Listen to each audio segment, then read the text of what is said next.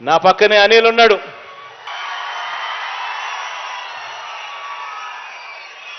నిజంగా అనిల్ను చూసినప్పుడల్లా నాకు అనిపిస్తుంది, అనిల్ మాదిరిగా ప్రతి ఎమ్మెల్యే కూడా ఉంటే మాత్రం ప్రతి నియోజకవర్గానికి మంచి జరుగుతుంది.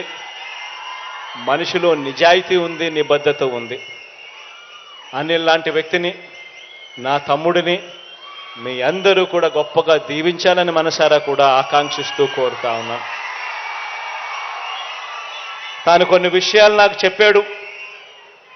తాను చెప్పిన కొన్ని విషయాలలో నాకు డీటెయిల్గా కూడా ఇచ్చాడు. కొన్ని రోడ్లకు సంబంధించి, తాను అడిగిన నీటికి సంబంధించి, రోడ్లకు సంబంధించి, కొన్ని కాన్స్టిట్యున్సీ డెవలప్మెంట్కి సంబంధించి అడిగాడు.